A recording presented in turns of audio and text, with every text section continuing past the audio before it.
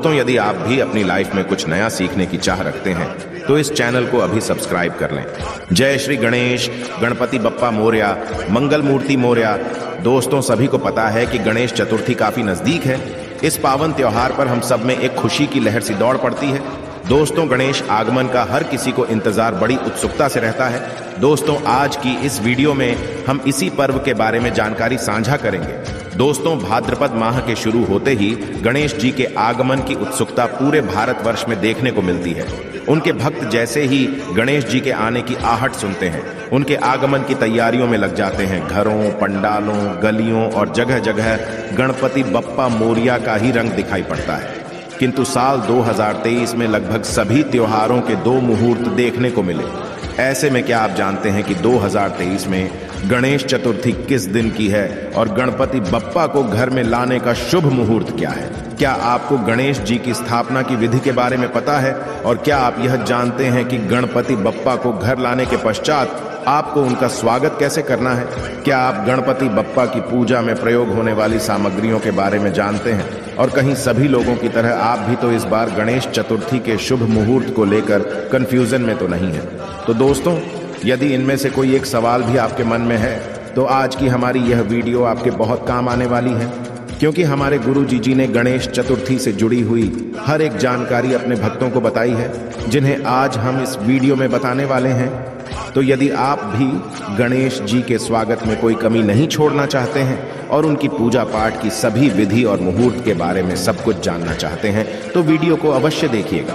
दोस्तों, स्वागत है आपका। वीडियो पर आगे बढ़ने से पहले वीडियो को लाइक और चैनल को सब्सक्राइब अवश्य कर दें, जिससे कि श्री गणेश जी की कृपा आप पर सदैव बनी रहे। और एक छोटी से आपसे गुजारिश करूंगा कि अपनी मर्जी का कोई भी प्यारा सा गणपति जी का नाम कमेंट बॉक्स में अवश्य लिखें। चलिए वीडियो में आगे बढ़ते हैं। दोस्तों, गुरु जी गणेश महिमा को बताते हुए कहते हैं कि गणेश जी को सभी देवताओं में प्रथम पूज्य होने का वरदान मिला हुआ है।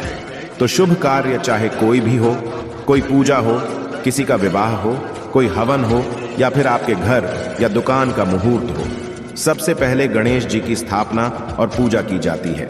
गुरु जी कहते हैं कि गणेश जी विघ्नहर्ता है और उनके आगमन के साथ यदि आप किसी भी शुभ काम की शुरुआत करते हैं तो आपके किसी भी काम में कोई भी बाधा नहीं आ सकती।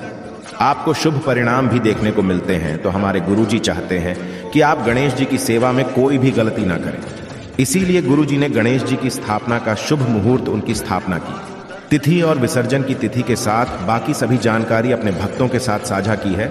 तो दोस्तों, इस बार गणेश चतुर्थी की तिथि में लोगों के बीच मतभेद है कि गणेश जी की स्थापना 18 सितंबर को की जानी चाहिए या फिर 19 सितंबर को। तो ऐसे में हमारे गुरु जी का कहना है कि भाद्र शुक्ल पक्ष की चतुर्थी तिथि को गणेश जी की स्थापना करना शुभ होता है। और 2023 में चतुर्थी तिथि 18 सितंबर को दोपहर 2:09 पर शुरू होकर 19 सितंबर को दोपहर 3:13 पर खत्म हो जाएगी। और सूर्य के उदय होने के साथ जो तिथि आती है उसे ही पूरे दिन की तिथि माना जाता है। इसीलिए इस बार गणेश चतुर्थी की शुरुआत और गणपति बप्पा की स्थापना 19 सितंबर को ही की जाएगी। दोस्तों, गुरु जी कहते हैं कि ऐसे आप अपनी सहूलियत के अनुसार 19 सितंबर वाले दिन किसी भी समय गणपति की स्थापना कर सकते हैं। किंतु यदि कोई भी शुभ काम शुभ मुहूर्त के साथ किया जाता है तो वो विशेष फलदायी होता है। इसीलिए गणेश जी की प्रतिमा की स्थापना का शुभ मुहूर्त गुरु जी ने 19 सितंबर को सुबह 11:07 से दोपहर 1:34 तक का बताया है। यदि आप अपने घर में गणेश जी की स्थापना करना चाहते हैं तो इस समय के बीच आप गणेश जी की स्थापना कर सकते हैं। यदि आप शुभ मुहूर्त के समय पर स्थापना नहीं कर पाते हैं तो आप प्रदोष काल से पहले किसी भी समय गणेश जी को अपने घर में लाकर विराजमान कर सकते हैं। दोस्तों, आजकल सभी लोग गणेश जी को अपने घर में स्थापित करने लगे हैं, किंतु गणेश जी की स्थापना से पहले आपको कुछ नियम और कायदे अवश्य जान लेने चाहिए, ताकि गणेश जी की पूजा में आपसे कोई भी गलती ना हो और आपको गणेश जी की सेवा का पूरा फल मिल सके। तो ऐसे में गणेश जी की पूजा से जुड़ी हुई सारी विधि और नियम हमारे गुरु ने अपने भक्तों को बताई है। गुरु जी ने इन कार्यों को बताते हुए कहा है कि यदि इस साल आप अपने घर में गणेश जी की स्थापना करना चाहते हैं तो गणेश चतुर्थी से एक दिन पहले ही आप अपने घर में अच्छी तरह से साफ सफाई कर लीजिए।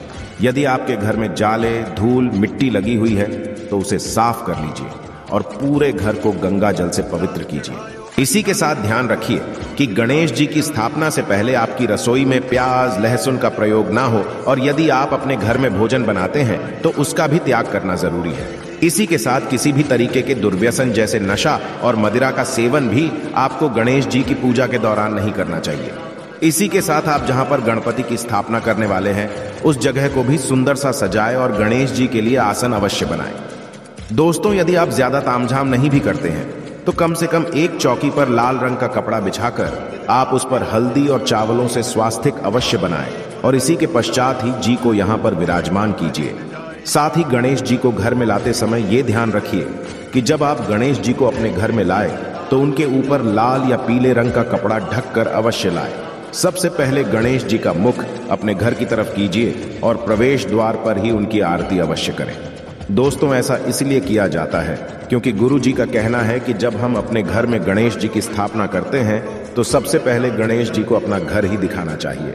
ऐसा करने से वह प्रथम आप पर और आपके घर पर ही अपनी कृपा बरसाते हैं। गणेश जी को घर में लाने के पश्चात सबसे पहले उन्हें आसन पर स्थापित करें और दोबारा से उनकी आरती करें।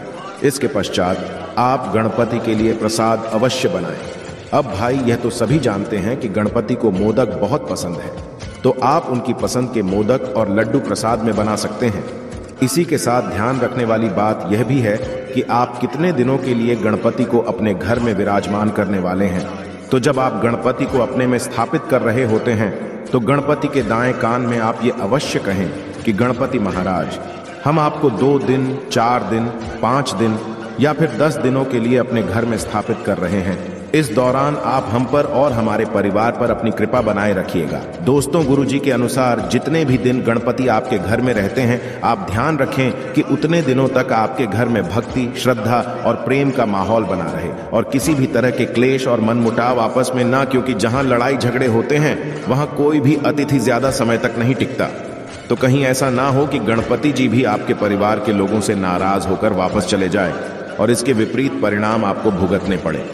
इसीलिए गुरुजी ने अपने भक्तों को सलाह दी कि जिस समय आप गणपति को अपने घर में स्थापित कर रहे हैं और गणपति की पूजा आराधना अपने घर में करने वाले हैं, इतने दिनों ध्यान रखें कि आप पूरी भक्ति और श्रद्धा के साथ गणपति जी की आराधना अवश्य करें और के समय सोना बिल्कुल बंद कर दें और घर में प्रेम का माहौल बनाकर रखें।